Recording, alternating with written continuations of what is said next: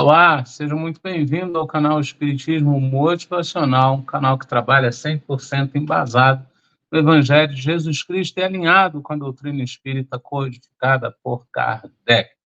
Hoje é sexta-feira, vamos trabalhar então já o finalzinho do capítulo 25, Buscai e Achareis. Bora estudar conosco. Ó bom Deus, que possamos, com a tua graça e com a tua imensa misericórdia, caminhar um pouco mais na seara do bem, contando sempre com o apoio valoroso e inestimável do Mestre Jesus, aquele que nos guia e nos conduz. Que a espiritualidade amiga, que os mentores possam nos auxiliar e que os irmãos do plano corpóreo e espiritual possam conosco estudar. Que assim seja. Graças, graças, graças a Deus. Nós recorremos então ao Evangelho segundo o Espiritismo, capítulo 28, coletânea de preces, preces gerais, reuniões espíritas, é o item 6. Rogamos ao Senhor Deus Todo-Poderoso enviar-nos bons espíritos para nos assistirem, afastar aqueles que possam induzir-nos ao erro e dar-nos a luz necessária para distinguirmos a verdade da impostura. Afastai também os espíritos malfazejos, encarnados ou desencarnados, que poderiam tentar lançar a desunião entre nós e, com isso, desviar-nos da caridade e do amor do próximo. Se alguns procurarem penetrar neste recinto, fazei que não encontrem acesso em nossos corações. Bons espíritos, que vos dignais vir instruir-nos, tornai-nos dóceis aos vossos conselhos, afastai-nos de todo pensamento de egoísmo, de orgulho, de inveja e de ciúmes. Inspirai-nos a indulgência e a benevolência para com os nossos semelhantes, presentes ou ausentes, amigos ou inimigos. Fazei, enfim, que pelos sentimentos que nos animarem, possamos reconhecer a vossa salutar influência. Dai aos médiuns que encarregardes de nos transmitir os vossos ensinamentos, a consciência da santidade do mandato que lhes é confiado e da gravidade do ato que vão praticar, a fim de que o façam com o fervor e o recolhimento necessários. Se estiverem entre nós pessoas que foram atraídas por outros sentimentos que não o do bem, abrir os seus olhos à luz e perdoai-as como nós as perdoamos, sobretudo se vierem com intenções malfazejas. Pedimos especialmente aos mentores do trabalho, nossos guias espirituais, para nos assistir e velar por nós. Que assim possa ser, graças a Deus.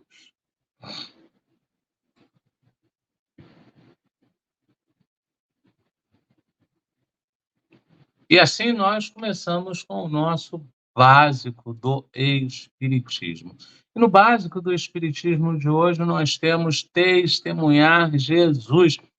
A gente sempre fala sobre testemunhar Jesus, a gente sempre comenta, e hoje a gente vai abrir ali um pedacinho para falar um pouco mais sobre isso. O que vem a ser testemunhar Jesus? Muito se ouve sobre testemunhar Jesus, mas o que de fato significa testemunhar Jesus? Somos testemunhas de Jesus Cristo quando vivemos de modo a refletir e replicar seus ensinamentos. Nossa aparência, nosso modo de agir, de falar e até mesmo de pensar devem ser um reflexo dele, de seus caminhos. Então, a gente tem aqui uma amostra de uma possibilidade de testemunhar Jesus, que é, na medida do possível, guardadas as devidas proporções, nós tentarmos viver exatamente como Jesus vivia. Nós tentarmos refletir acerca dos passos de Jesus, sim, porque não é eu cegamente ir à casa religiosa e lá me falarem de Jesus e eu simplesmente fechar os olhos. Eu preciso sim refletir, eu preciso sim pensar, eu preciso sim olhar e dizer, olha, isso faz sentido, isso tem coerência para mim. Isso faz sentido para o meu nível de entendimento? Então, o testemunhar Jesus é ser franco com você mesmo e dizer até que ponto eu consigo fazer o que Jesus fazia, no sentido de responder na medida certa, no sentido de calar e falar nos momentos certos, no sentido de não jogar pedra quando você também tem pecado, no sentido de absolver o outro que você pode absolver, no sentido de ter fé, no sentido de realmente acreditar. Somos testemunhas de Jesus Cristo quando falamos aos outros de nossos sentimentos a respeito dele. Quando possibilitamos o aprender pelo exemplo, quando nos perguntamos o que Jesus faria nessa situação. Testemunhar Jesus é saber identificar a vingança disfarçada de justiça, a ausência de perdão disfarçada na impossibilidade de dar mais esse passo. É enxergar no outro a possibilidade de troca a bem do crescimento mútuo, porque a gente vai à casa religiosa, a gente abraça a casa religiosa. A gente não perde um culto, não perde uma missa, não perde uma sessão, a gente não perde nada. A gente está sempre lá. Mas até que ponto eu estou fazendo vingança e dando a ela o nome de justiça? Até que ponto eu digo que eu perdoaria tudo, mas aquilo eu não posso perdoar, porque passou dos limites? Até que ponto? Se Jesus diz: olha, vai, perdoa seu inimigo, vai, perdoa seu inimigo, vai, reconcilia-te com o teu inimigo. Então, se ele fala, ao passo que eu não faço isso, eu não estou testemunhando Jesus. Eu estou indo à casa religiosa, mas não estou ainda absorvendo aquilo de que eu também preciso absorver para me melhorar. Testemunhar Jesus é saber que tudo é lícito, mas que nem tudo convém e que fora da caridade não há salvação. É dar a outra face com a certeza da autoeducação e do autoacolhimento. Eu preciso acreditar. Eu posso entrar na justiça. É lícito. Convém entrar na justiça. Convém. Cabe entrar na justiça.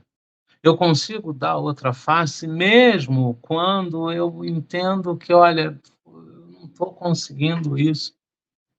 Porque se fosse nos momentos mais fáceis, não seria evolução. Então vai ser justamente naquele momento que eu tiver um pouco mais invigilante, que eu tiver um pouco menos de cuidado. Eu preciso pensar nisso. Testemunhar Jesus é acolher o pecador, não o pecado. É perdoar não até 7, mas até 70 vezes 7. A gente sabe disso. A gente pensa nisso. A gente vê isso, mas o quanto disso eu trago para o meu dia a dia? O quanto disso eu convido para me auxiliar? O quanto disso eu abraço e digo: olha, eu vou testemunhar Jesus, sendo dessa maneira especial. Testemunhar Jesus é entender que todo aquele que faz a vontade de Deus, esse é seu irmão, sua irmã e sua mãe. Testemunhar Jesus é amar ao próximo como a ti mesmo e a Deus sobre todas as coisas. Mas a gente já consegue pensar em fazer isso? Eu não estou nem falando a gente já consegue fazer isso. Eu estou falando, a gente já consegue pensar e dizer: puxa vida, eu preciso desenvolver uma maneira de fazer isso, eu preciso buscar um meio de fazer isso, eu preciso buscar uma maneira de chegar nesse nível, de chegar nesse ponto. O que eu posso fazer para chegar a este ponto? E, por fim, a gente tem lá: eu sou a luz do caminho, quem me segue nunca andará em trevas, mas terá a luz da vida. Está em João capítulo 8, versículo 12, que isso há de resumir Por que eu preciso testemunhar Jesus? Porque quando eu testemunho Jesus, eu estou seguindo a luz do mundo. Eu estou seguindo para nunca andar em trevas. Eu estou seguindo para ter luz, a luz da vida. Isso é testemunhar Jesus. E eu preciso desenvolver essa capacidade em mim. Pensa nisso. Nos auxiliou até aqui o próprio Pentateuco, material que a gente já tem no canal, e a gente conseguiu trabalhar, então, nesse pouquíssimo tempo, testemunhar Jesus no nosso básico do Espiritismo.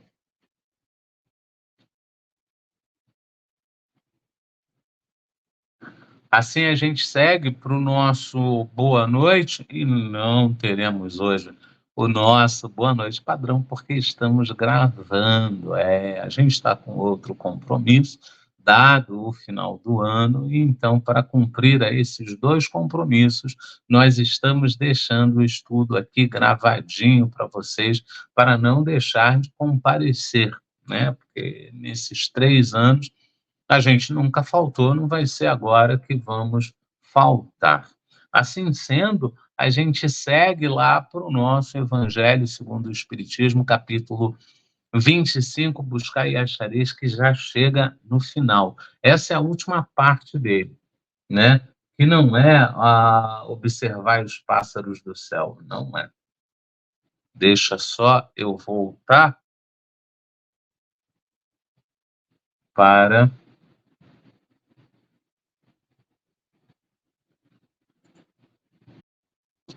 Então, a gente já conseguiu arrumar. Gravado é bom porque a gente para, pausa, vai lá, bebe uma água, levanta, volta. Então, nós estamos no Evangelho segundo o... nós estamos no Evangelho segundo o Espiritismo, capítulo 25. Buscai e achareis. A gente só precisa levantar aqui a tela. Buscai e achareis, e nós estamos, então, chegando à última parte, que são os itens 9, 10 e 11. Não vos afadigueis pela posse do ouro.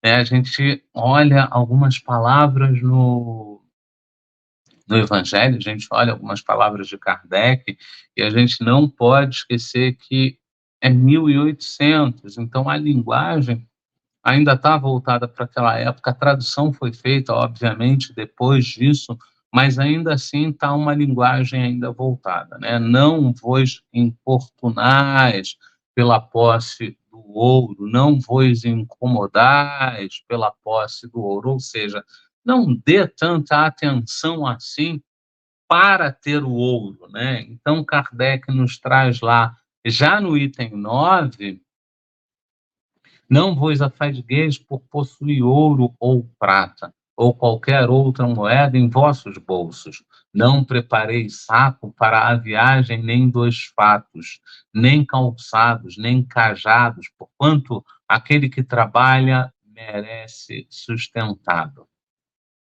A gente tem uma dificuldade de entender aqui, mas a gente vai entender assim que a gente puxar os outros itens. E aí, desculpa, nos outros itens a gente faz um apanhado para entendermos melhor.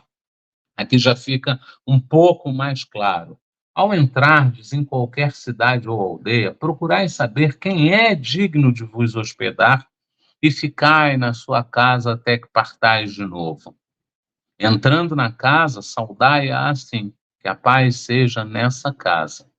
Se a casa for digna disso, a vossa paz virá sobre ela. Se não for, a vossa paz voltará para vós. Entrou um 7 ali que não deveria entrar. E a gente tem o final dessa parte. Quando alguém não vos queira receber nem escutar, sacudi e sairdes dessa casa, ou cidade, a poeira dos vossos pés. Digo-vos em verdade, no dia do juízo, Sodoma e Gomorra serão tratadas menos rigorosamente do que essa cidade. Isso está no Evangelho segundo Mateus, capítulo 10, versículo 9 e 12. Antes da gente ir para o 11, a gente precisa voltar lá no 9 e fazer um apanhadozinho. Então, não se incomode para possuir ouro ou prata, porque não é isso que vai importar para o homem de bem. É claro que eu preciso me manter. É claro que o que voga esse mundo, o manter-se nesse mundo, voga dinheiro. Então, eu preciso de dinheiro para me manter nesse mundo. Eu preciso de dinheiro. Eu preciso de condições para estar nesse mundo. Dinheiro esse que há de vir do trabalho lícito. Porém, eu não posso simplesmente abrir mão de um conjunto de coisas que há de me elevar moral e intelectualmente para viver exclusivamente para o ouro. É isso que está aqui.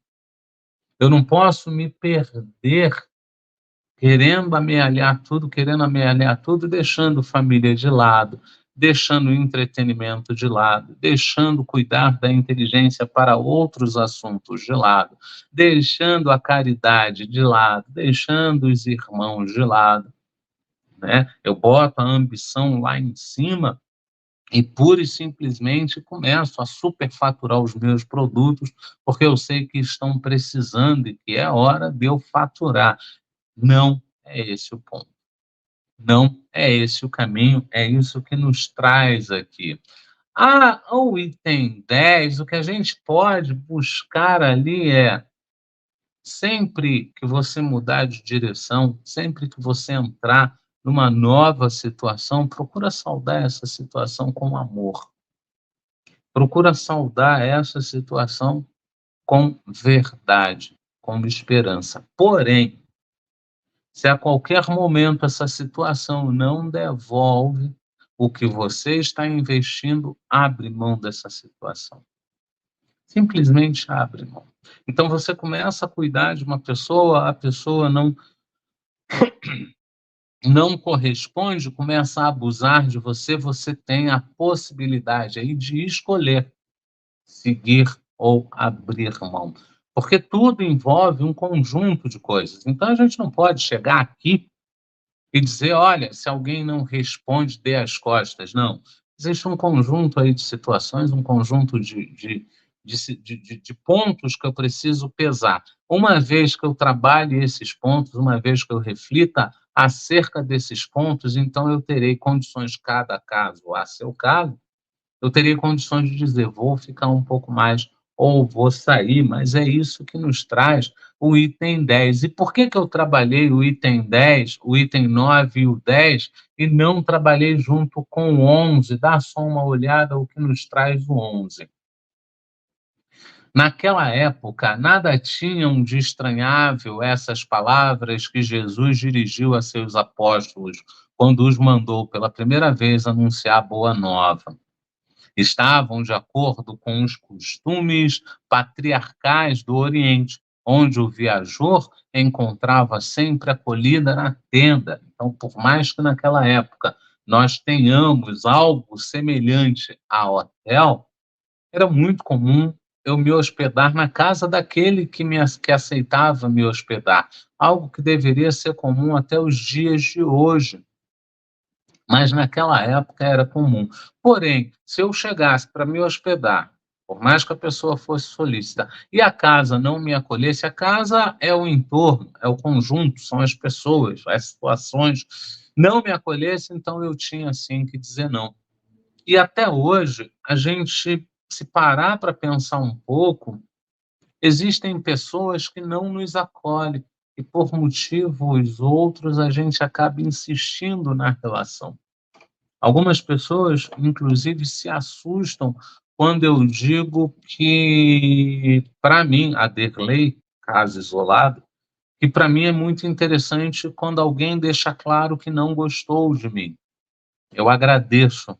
Por quê? Porque eu não vou gastar energia com aquela pessoa. Eu não vou insistir numa relação com aquela pessoa. Eu vou deixar a pessoa à vontade no canto dela, vou eu ficar no meu canto e vou tentar, pelo exemplo, reverter a situação, mostrando que eu não sou aquilo que ela viu e não gostou. Mas cada um no seu canto, cada um à sua maneira, cada um no seu tempo. Mas, Aderlei, isso eu tenho que conviver com a pessoa e está claro que a pessoa não gosta de mim, conviva, faça a sua parte, deixe tudo, na medida do possível, seja cordial, seja cortês, sempre educado, e a coisa há de se encaminhar pelo tempo que tiver que caminhar. Quando você dá murro em ponta de faca, o tempo aumenta. Quando você é resiliente, o tempo diminui. Essa é a didática divina e isso é maravilhoso. A gente ainda tem a segunda parte, mas então os viajantes eram raros. Entre os povos modernos, o desenvolvimento da civilização houve de criar costumes novos. Os dos tempos antigos somente se conservam em países longínquos, onde ainda não penetrou o grande movimento. Se Jesus voltasse hoje, já não poderia dizer a seus apóstolos: ponte para caminho sem provisões, a terra há de prover. A gente ainda tem, em alguns países do Oriente, os monges mendigos, né? Que são monges que saem do templo e vão levar as boas novas. E eles saem só com a roupa do corpo. A comida são as pessoas que vão dar, a dormida são as pessoas que vão dar, e se não derem, eles ficam tudo bem, está tudo tranquilo, eles continuam tocando. A gente tem ainda os monges, que além de mendigos, são monges mensageiros. Então as pessoas perguntam: você está indo em qual direção? Estou indo nessa direção. A próxima cidade é a cidade tal. Você vai passar por lá? Vou passar por lá. Você pode levar essa correspondência para a próxima cidade? Então, eles levavam as correspondências e, óbvio, a pessoa que entregava a correspondência, ele dava comida, e a pessoa que recebia a correspondência dava comida, em ambos os casos. Quando era a situação, davam também abrigo. Mas hoje,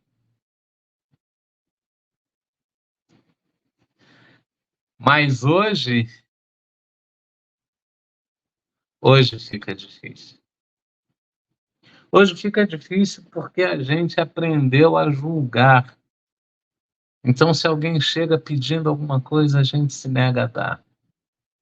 Mesmo, mesmo já tendo ouvido, então ele separou uns dos outros e disse: à direita, aqueles que me deram comida quando eu tive fome, me visitaram quando eu estava encarcerado, me visitaram quando eu estava enfermo, me acolheram quando eu precisei. Daquele lado, aqueles que não fizeram nada disso. Então eles perguntam: mas para, Senhor, quando nós não lhe demos fome quando estava com sede, não lhe demos comida quando não estava com fome, quando nós não o visitamos quando estava encarcerado, quando nós...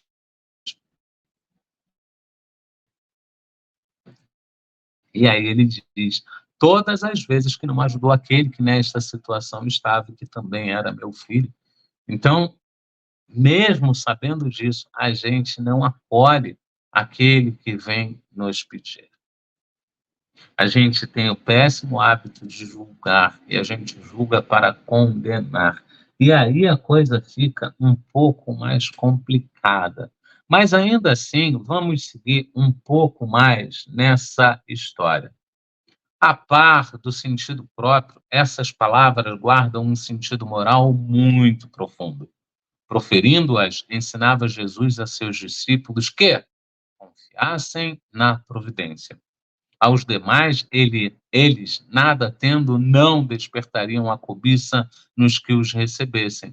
Era um meio de distinguirem dos egoístas os caridosos. Então, se eu não tenho nada e estou acreditando na providência divina, há de chegar a mim os caridosos, há de enxotar-me os egoístas, inclusive nos dias de hoje. Por isso eu lá atrás falei que eu agradeço imensamente quando alguém deixa muito claro que não gostou de mim, que não quer interação comigo, porque ela está mostrando para mim que não vai acontecer. Seja ele um caridoso ou um egoísta, a gente não sabe. Seja ele um caridoso ou um egoísta, fato é, a gente precisa se separar naquele ponto da história. E Jesus aqui deixava muito, muito, muito claro para a gente que, olha, não adianta forçar. Olha, não adianta insistir. Deus proverá. A espiritualidade amiga proverá. Basta para isso que você acredite. Basta para isso que você realmente vá além. Por isso foi que lhes disse: procurai saber quem é digno de vos hospedar, ou quem é bastante humano para agasalhar o viajante que não tem com o que pagar, porquanto esses são dignos de escutar as vossas palavras, pela caridade deles é que os reconhecereis. Sensacional, lindo demais. Precisamos ler muitas vezes para absorver a essência do que está aqui. A gente volta lá para o homem caído na estrada, passa por ele um sacerdote e não se incomoda, passa por ele um doutor da lei, não se incomoda, passa por ele um samaritano, pega, o coloca no cavalo, o limpa, cuida, o leva para uma estalagem, paga essa estalagem e pede ao dono da estalagem: cuida dele, pois eu preciso cuidar dos meus negócios, o que ele precisar você dá, e na volta eu cubro esses custos. Então, quem aí foi o caridoso? Quem, nesse caso, mereceu ouvir as palavras, as boas novas do Mestre Jesus? O samaritano. Quem aí construiu a sua boa morada? Quem se fez merecedor da recompensa? O bom samaritano. Então, o bom samaritano era o digno de escutar as palavras dos discípulos que lá estavam. Porque ele, através da caridade, se mostrou merecedor dessas palavras.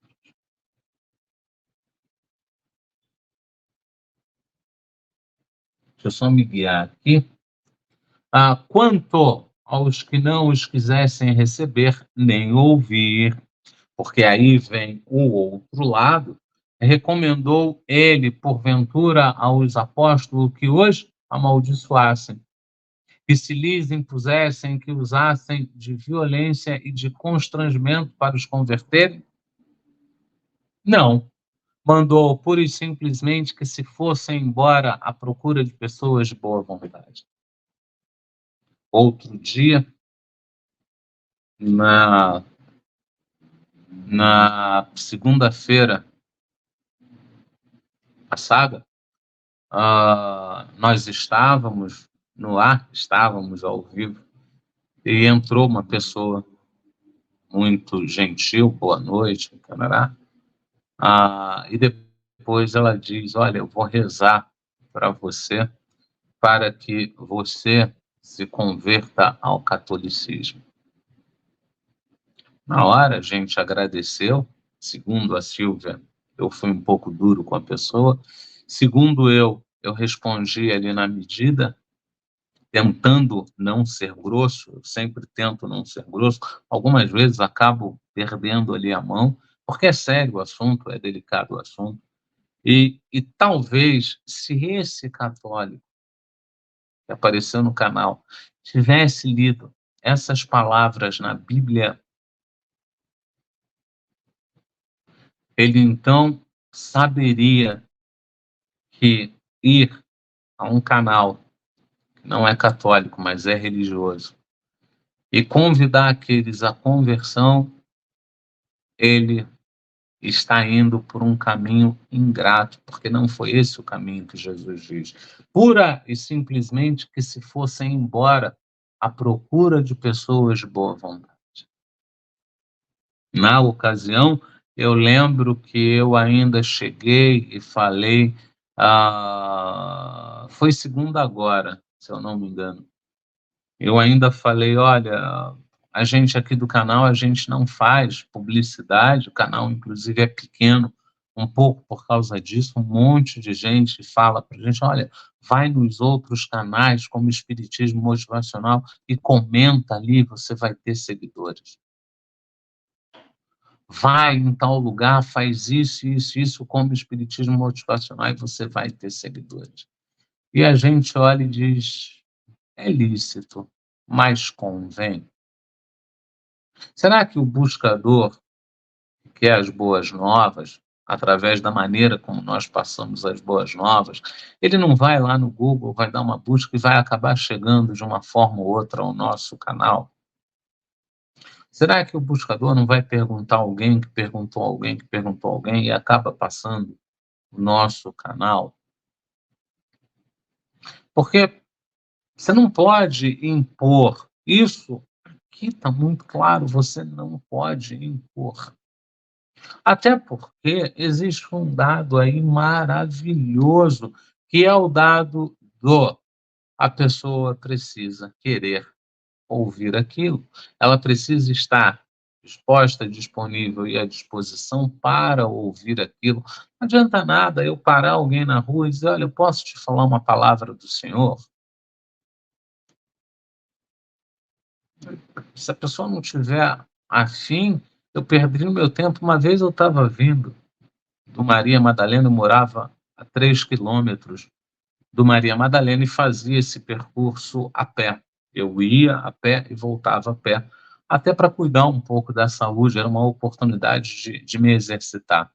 Só que quando eu voltava do Maria Madalena, eu voltava 8, 9 horas da noite, passava por uma rua extremamente deserta e que na ocasião estava tendo assaltos, estava tendo tudo.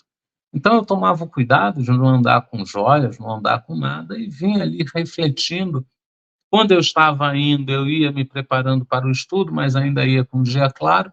Quando eu voltava 8, 9 horas da noite, eu voltava refletindo acerca do estudo. Aquilo me fazia um bem danado. Um belo dia, para um carro, me desce um garoto, com quase 2 metros de altura por 4 de largura. "Boa noite". Nossa, eu tomei um susto, mas eu tomei um susto. Eu falei: "É agora", eu estava envolto nos meus pensamentos, eu não vi o carro parar, eu tinha que estar mais atento, eu precisava ter tomado um cuidado, e agora o garoto: "Ah, eu vi o senhor vindo", e aí eu dei a volta, porque algo me disse que eu tinha que orar pelo senhor. "Eu posso orar pelo senhor?". Gente, eu olhei, quase que a vontade foi de dar nele, de dizer: "Meu filho, você quase me mata do coração e agora quer me ressuscitar com uma prece", sabe. Aí eu olhei e falei: "Tudo bem, reze por mim", mas eu não consegui me entregar àquela oração, porque eu ainda fiquei com a ideia de que a qualquer momento ia acontecer alguma coisa. E aí o garoto orou, eu agradeci imensamente, agradeci mais depois do que na hora, mais com o coração do que com a boca.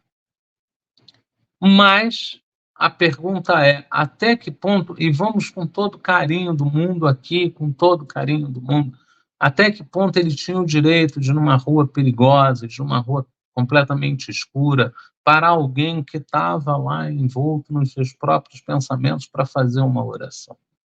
A oração é bem-vinda? Por favor, eu amo quando alguém diz que vai rezar por mim. Eu me sinto tão acolhido, eu me sinto tão grato, tão grato, tão grato, tão grato, sabe. Eu vejo como um carinho, para mim é como receber um buquê de flores, sério, sério mesmo, eu não tô brincando, mas até que ponto, naquela situação, cabia aquela atitude. E é isso que está nos trazendo aqui. Eu preciso procurar pessoas de boa vontade, mas como essas pessoas vão se mostrar? Através da caridade. Elas vão me dar um contraponto para estarem comigo, né? O mesmo diz hoje o Espiritismo a seus adeptos: não violenteis nenhuma consciência, a ninguém forceis para que deixe a sua crença a fim de adotar a vossa. Não anatemizeis os que não pensem como vós. Acolhei os que venham ter convosco, e deixai tranquilos os que vos repelem. Lembrai-vos das palavras do Cristo. Outrora, o céu era tomado com violência, hoje o é pela brandura. Ele nos oferece aqui o capítulo 4, os itens 10 e 11. Mas isso é para a gente simplesmente maravilhoso, porque isso diz para a gente: olha, a gente precisa entender que não é forçando que vamos levar boas novas às pessoas. Esteja disponível e à disposição. Esteja disposto para quando te procurarem, você estar pronto. Porém, você forçar, você levar, você pode pegar um coração refratário e aí não vai adiantar.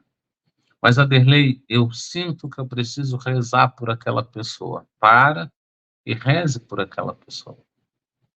Você não precisa dizer para ela que você está rezando para ela. Você não precisa mostrar para ela que está rezando por ela. Você não precisa. Salvo em situações específicas, inclusive no Maria Madalena também aconteceu uma situação dessa. Normalmente, na mesa mediúnica, eu levantava para dar passe nos médiuns, porque assim me era orientado, e até o dia que um médium falou que aquilo incomodava muito a ele e que ele não queria mais aquele. E aí o dirigente, ao invés de buscar as boas falas, seguiu o outro médium, disse: pois é, porque até porque você pode, da onde você está, sem nem pôr a mão, você pode dar o passe. Eu poderia, se fosse uma situação como essa que estamos trazendo agora. Numa situação de mesa, numa situação mediúnica, a coisa é completamente diferente, a conversa é outra, é uma outra situação. Eu só estou falando porque pode ter alguém aqui de lá e que lembre dessa situação e diga: mas aí você está falando que pode rezar quieto, mas naquela situação você não fez. Eu não fiz porque naquela situação eu tinha uma orientação explícita de que se levantasse e fosse próximo ao médium para ministrar um passe, eu estaria auxiliando a situação, né? Tem muita coisa por trás disso, e uma delas, para quem estuda um pouco mais, a gente sabe que muitas vezes espíritos já animalizados são trazidos para receber passe, para começar a ter de novo contato com a carga humana, já que eles estão muito envoltos na carga animal, e aquilo ali era uma maneira de trazer essa carga humana, por isso o passe tinha que ser dado próximo, por isso tinha que ser levantado, por isso que tinha que ser. Então, nessa situação era isso, mas fora dessa situação, gente, não tenha dúvidas, você pode rezar à distância. Então, é isso. A gente conseguiu trabalhar os nossos últimos itens do nosso Buscar e Achareis. Assim sendo, a gente agradece imensamente a presença de todos. Vamos para a nossa irradiação e prece e voltamos para o nosso breve tchau.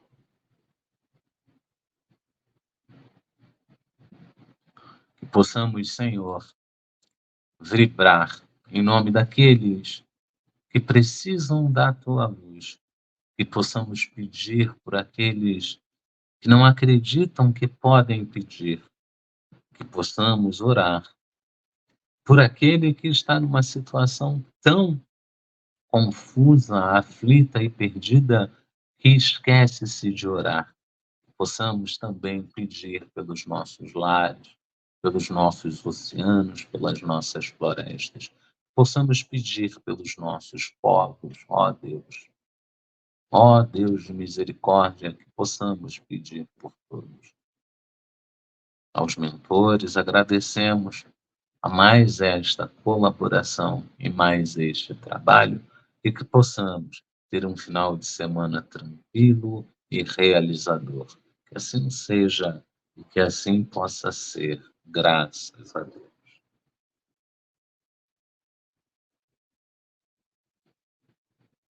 Nós te rogamos, Pai de infinita bondade e justiça, as bênçãos de Jesus Cristo, através do Espírito Bezerra de Menezes e sua legião de companheiros. Que eles nos assistam, Senhor, consolando os aflitos, curando os que se tornem merecedores, confortando aqueles que têm provas e expiações por passar, esclarecendo aos que desejam obter conhecimento espiritual e assistindo a todos os que apelem para o teu infinito amor. Jesus, divino portador da graça e da verdade, estende tuas mãos dadivosas em socorro daqueles que te reconhecem como dispenseiro fiel e prudente. Seja o nosso divino modelo através de tuas legiões consoladoras, de teus santos espíritos, a fim de que a fé se eleve, a esperança aumente, a bondade se expanda e o amor triunfe sobre todas as coisas. Bezerra de Menezes, apóstolo do bem e da paz, amigo dos humildes e dos enfermos, movimenta as tuas falanges amigas em benefício daqueles que sofrem males físicos ou espirituais. Bons espíritos, dignos obreiros do Senhor, derramai as virtudes e as curas sobre a humanidade sofredora, a fim de que as criaturas se tornem amigas da paz e do discernimento, da harmonia e do perdão, semeando pelo mundo os divinos exemplos de Jesus Cristo. Que assim seja e que assim possa ser. Graças, graças, graças.